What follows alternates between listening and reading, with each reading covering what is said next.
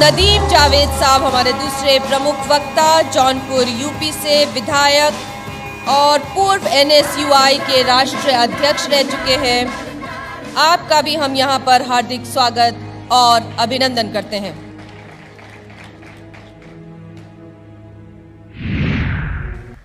आदरणीय विश्वनाथ करात जी, भाई राहुल करात जी, vice chancellor Deka साहब, प्रख्यात गांधीवादी आदरणीय राम सिंह जी,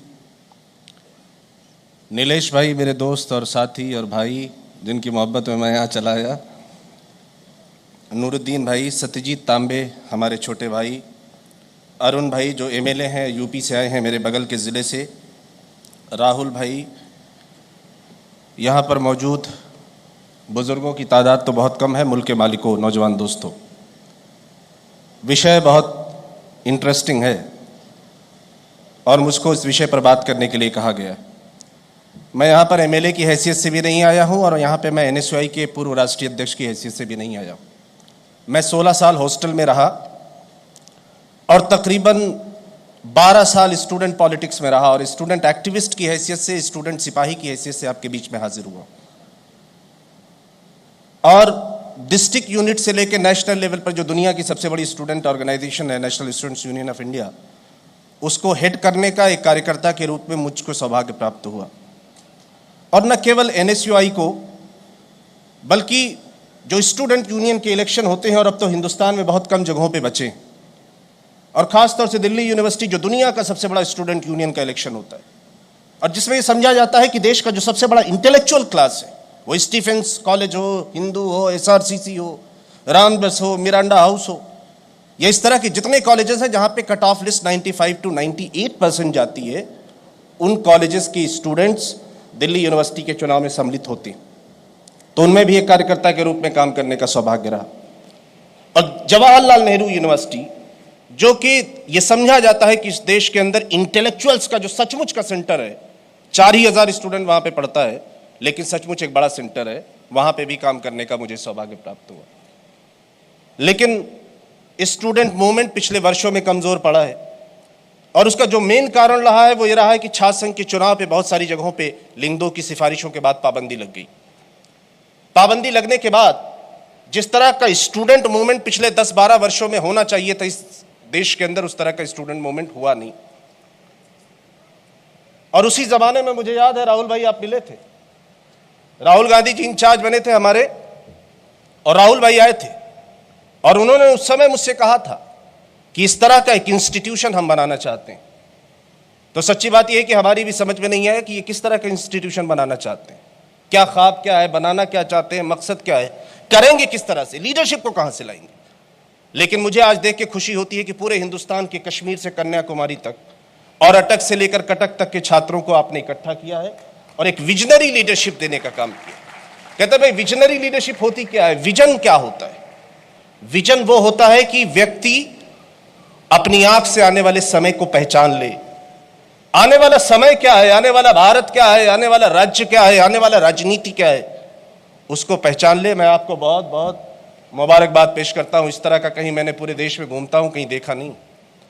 और आप ही के हवाले से एक शेर भी मुझे बड़ा खूबसूरत याद आ रहा है, वो सुनाते हुए बात को बढ़ाऊंगा कि हो जिसके पांव में ताकत वो चल के रहता है, हो जिसके पांव में ताकत वो चल के रहता है, जमाना लाग गिराए संभल के रहता है, वो जिस चिराग में ताकत हो लौ बढ़ाने की, हवाएं कितना बुझाएं वो जल के रहता है।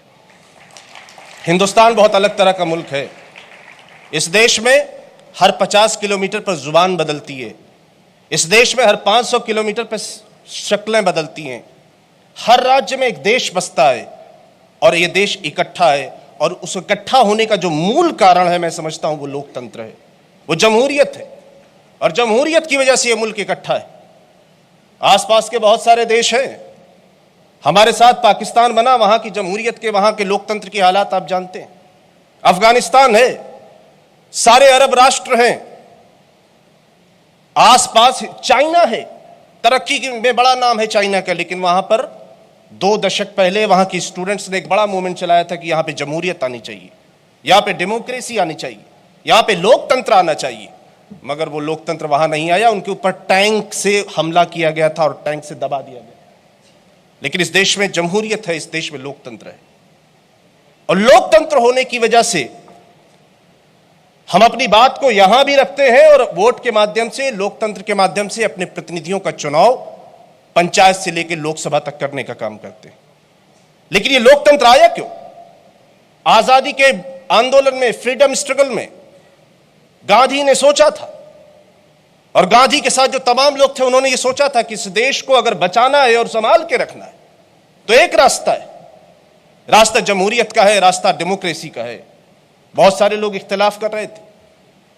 उस समय भी बहुत सारे लोग कहते थे कि यहां पे लोकतंत्र नहीं होना चाहिए, क्योंकि भारत परिपक्व राष्ट्र नहीं है, जनतंत्र के लिए, लोकतंत्र के लिए, जमहूरियत के लिए तैयार नहीं है। और अल्लामा इकबाल का शेर जो कोई सुना रहा था कि सारे जहां से अच्छा हिंदुस्तान हमारा, अल्लामा इकबाल ने लिखा कि जमहूरियत वो तर्ज हुकूमत है कि जिसमें लोगों को गिना जाता है, तौला नहीं जाता। ये मुल्क तैयार नहीं है जमहूरियत के लिए। लेकिन गांधी ने कहा नहीं, इस देश में जमहूरियत होनी चाहिए और वही रास्ता है। और इस मुल्क में जमहूरियत आई, जिसकी वजह से हम सब जिंदा हैं, जिसकी वजह से ये मुल्क इकट्ठा है, जिसकी वजह से हम सब मिलकर आज़ादी की सांस ले रहे हैं। जमहूरियत को मजबूत करने की बात है और नौजवानों की भागीदारी की बात है। लेकिन चूंकि गांधी की प्रतिमा आपने लगा रखी है, इसलिए मुझे दो चार बातें, मैं तो तैयार करके कुछ और आया था, लेकिन मैं अलग से बात कर रहा हूं। गांधी ने एक नया रास्ता दिखाया था, और गांधी ने रास्ता यह दिखाया था कि तमाम दुनिया में जो आंदोलन हो रहे थे, और गांधीवादी बैठे हुए हैं आराम सिंह जी, कि गांधी ने एक रास्ता दिखाया कि हथियार के बगैर भी कोई बड़ा आंदोलन खड़ा हो सकता है। क्रांति के एक ऐसी क्रांति जो शस्त्र से नहीं होगी, एक ऐसी क्रांति जो असलहे से नहीं होगी, एक ऐसा आंदोलन जो जनता खड़ा करेगी। महात्मा गांधी ने किया था। बिहार से लोग आए होंगे, चंपारण आज भी है। 1917 में सोवियत रूस में क्रांति हो रही थी साम्यवादियों की, और 1917 में महात्मा गांधी ने चंपारण के गांव से इस देश को आजाद कराने का पहला मूवमेंट खड़ा किया था। और 1942 का जब आंदोलन हुआ तो हिंदुस्तान के तमाम छात्र, नौजवान, किसान, नौजवानों की बड़ी तादाद थी, छात्रों की बड़ी तादाद थी, जो आजादी की लड़ाई में महात्मा गांधी के साथ जुड़े। हो सकता है कि बुजुर्ग नेतृत्व रहा हो, लेकिन महात्मा गांधी को ताकत देने का काम अगर किसी ने किया था तो नौजवानों ने किया था। आजादी के बाद हालात बदले, और सच्ची बात यह है कि आजादी के बाद अगर किसी व्यक्ति ने ईमानदारी के साथ इस देश में छात्रों को और नौजवानों को अधिकार देने का काम किया तो वह राजीव गांधी ने किया था। और इसलिए किया था, और उसको हवाले से कहता हूं, इसलिए किया था राजीव गांधी ने कि पंचायतों में आरक्षण दिया महिलाओं को, 50% आरक्षण। उन्होंने साइंस और टेक्नोलॉजी को समझा, विजनरी लीडरशिप, जिसको मैं कह रहा था कि वो आंख थी जो आने वाले हिंदुस्तान को पढ़ रही थी, वो सोच थी जो देख रही थी कि क्या होगा। उन्होंने हिंदुस्तान के अंदर टेक्नोलॉजी ले आए, ये कंप्यूटर फोन, ये कंप्यूटर, ये मोबाइल फोन, ये इंटरनेट, राजीव गांधी की देन। लेकिन 89 के बाद, और विशेष रूप से राजीव गांधी जी की शहादत के बाद, 3 वजहों से मैं समझता हूं जो बुनियादी वजहें हैं जिनकी वजह से इस देश के अंदर जो नौजवानों की भागीदारी है और छात्रों की भागीदारी है वो कम हुई है। और वो 3 कारण है। नंबर 1, जातिवाद, जिसका शिकार लगभग पूरा देश हो गया है। दूसरी है सांप्रदायिकता, और तीसरी है क्षेत्रवाद। और सांप्रदायिकता से बात शुरू करता हूं। राजीव गांधी के बाद जब लगा कि इस देश के अंदर नौजवानों का सशक्तिकरण होगा, छात्रों का सशक्तिकरण होगा, सत्ता में उनकी भारी भागीदारी मजबूती के साथ होगी, तो क्या हुआ? पूरे देश में सांप्रदायिकता का जहर फैल गया। और मैं वहीं से आता हूं जिसका जिक्र अभी भाई कर रहे थे। अयोध्या हमारे यहां से 50 किलोमीटर पे है। अयोध्या शहर के अंदर कभी सांप्रदायिक शक्तियां जीतती नहीं है। वो लोग जिन्होंने अयोध्या में नफरत फैलाई वो कभी चुनाव न विधानसभा का जीतते हैं न लोकसभा का जीतते हैं। और उसी अयोध्या शहर में अशफाकुल्ला खान ने हंसते हुए फांसी के फंदे को चूमा था। और अशफाकुल्ला खान ने यह दुआ की थी कि ऐ परवरदिगार, अगर दोबारा पैदा करना तो इसी धरती पर, इसी सरजमीन पर पैदा करना, ताकि अंग्रेजों के जुल्म और अत्याचार के खिलाफ संघर्ष करते हुए फांसी के फंदे पर चढ़ सकूं, सांप्रदायिकता के खिलाफ।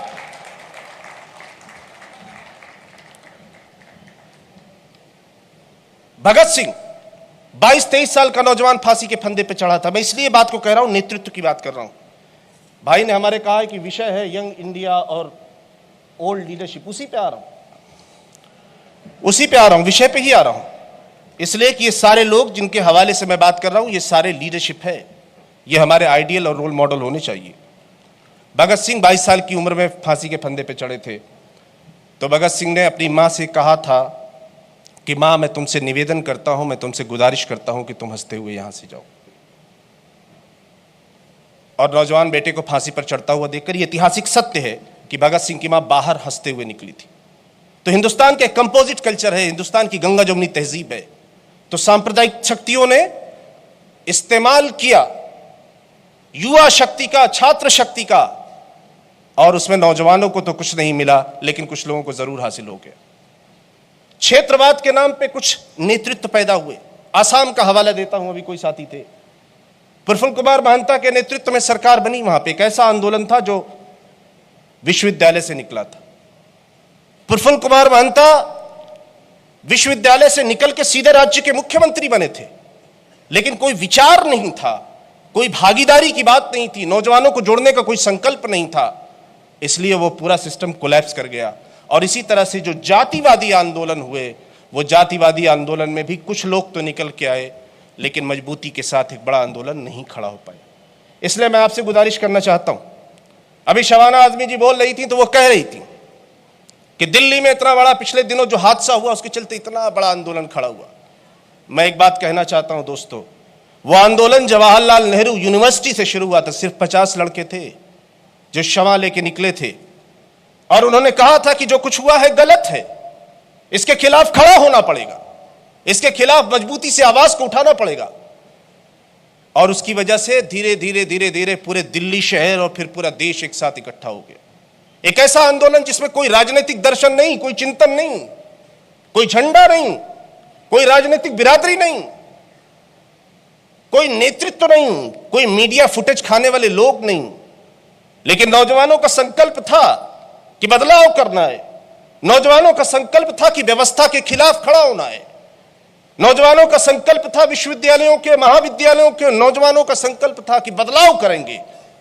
तो उन्होंने पूरी व्यवस्था को अपने सामने खड़ा कर दिया और बदलाव की दिशा में बढ़ने लगे। इसलिए यह कहना कि पॉलिटिकल सिस्टम कोलैप्स कर गया है, मैं समझता हूं पॉलिटिकल सिस्टम को नए सिरे से खड़ा करने की जरूरत है, उसमें भागीदारी करने की जरूरत है, उसमें सही लोगों को चयन करने की जरूरत है, उनके अधिकार की लड़ाई के साथ खड़े होने की जरूरत है। और अगर हम खड़े हो पाएंगे तो मैं समझता हूं कि सत्ता में जो भागीदारी की बात हो रही है, विषय की बात यही है कि सत्ता के अंदर, सिस्टम के अंदर, व्यवस्था के अंदर आपको हिस्सेदारी और भागीदारी मिलनी चाहिए। मैं उम्मीद करता हूं कि अगर आपने जिम्मेदारी के साथ जिस तरह से पिछले दिनों ताकत दिखाई है देश के अंदर, अगर आपने काम किया तो निश्चित रूप से आपको भागीदारी और हिस्सेदारी मिलेगी। मैं एक बार फिर, चूंकि समय की बंदिश दे रखी है आपने, मैं राहुल भाई को एक बार फिर बहुत बधाई देता हूं। पूरे देश से छात्र समुदाय आया हुआ है, आप ही भविष्य हैं, आप ही भविष्य के नेता हैं, और आप ही को तय करना है भविष्य की राजनीति को और इस देश की राजनीतिक व्यवस्था को, न केवल राष्ट्र में बल्कि अपने अपने राज्यों में, अपने अपने जिलों में। हर व्यक्ति ईमानदारी के साथ खड़ा हो जाए और इस जज्बे के साथ खड़ा हो जाए, इस सोच के साथ खड़ा हो जाए, इस दीवानगी और जुनून के साथ खड़ा हो जाए कि हां, बदलाव करना है। मैं जहां हूं, मैं जिस स्थिति में हूं, मैं जिन हालात में हूं, मैं जिन मुश्किलात में हूं, मैं हर हालत में अपने आंदोलन की लड़ाई, अपनी लड़ाई को मजबूती से लड़ूंगा।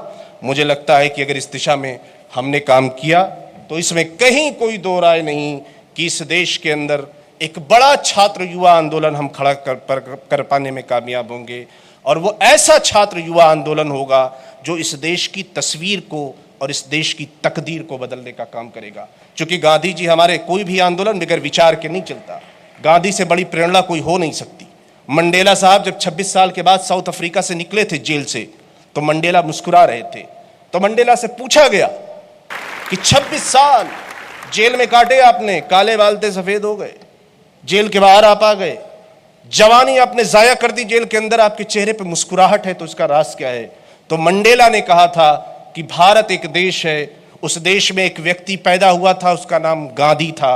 मैं गांधी से प्रेरणा लेता हूं और गांधी को देखता हूं तो मेरे चेहरे पे सिर्फ मुस्कुराहट आती है और दूसरा कुछ नहीं आता। अभी सूकी आई थी और शायद आपके यहाँ भी आने वाली होंगी, मैंने देखा था बर्मा से। तो सूकी ने कहा कि मैंने इतना बड़ा बर्मा में जो लोकतंत्र का आंदोलन खड़ा किया है, वो लोकतंत्र का आंदोलन गांधी से प्रेरणा लेके किया है। इसलिए मैं मित्रों उम्मीद करता हूं कि गांधी के विचारों से प्रभावित होकर, गांधी के विचारों से प्रेरणा लेके हम तमाम साथी ये संकल्प लें कि इस देश के अंदर, अपने जिले के अंदर, अपने क्षेत्र के अंदर हम जिम्मेदारी के साथ बदलाव करेंगे। और मैं उम्मीद करता हूं कि ये बदलाव बहुत जल्द दिखाई देगा। ऊपर वाले से प्रार्थना करता हूं, अल्लाह ताला से दुआ करता हूं, भगवान से प्रार्थना करता हूं कि सबके घर में खुशी हो, सुख हो, समृद्धि हो, शांति हो, सौहार्द हो। खुदा करे कि हमारी भी खुशी आपको लग जाए। ऊपर वाले से प्रार्थना करता हूं। जावेद अख्तर साहब की एक बड़ी मशहूर नज़्म है, शबाना आज़मी साहिबा चली गई वरना मैं उनके सामने ज़रूर सुनाता। जावेद साहब की बड़ी मशहूर नज़्म है और उस नज़्म को सुनाते हुए बात को समाप्त करता हूं कि एक हमारी और एक उनकी, मुल्क में है आवाज़ें दो। एक हमारी और एक उनकी, मुल्क में है आवाज़ें दो। अब तुम पर है कौन सी तुम आवाज़ सुनो, तुम क्या मानो। हम कहते हैं इंसानों में इंसानों से प्यार रहे। ये सबकी तरफ इशारा है। राहुल भाई आपने भी कहा था, ओवैसी से लेकर और बाकी जितने लोग हैं सबकी तरफ इशारा है कि एक हमारी और एक उनकी, मुल्क में है आवाज़ें दो। अब तुम पर है कौन सी तुम आवाज़ सुनो, तुम क्या मानो। हम कहते हैं इंसानों में इंसानों से प्यार रहे। वो कहते हैं हाथों में त्रिशूल रहे, तलवार रहे।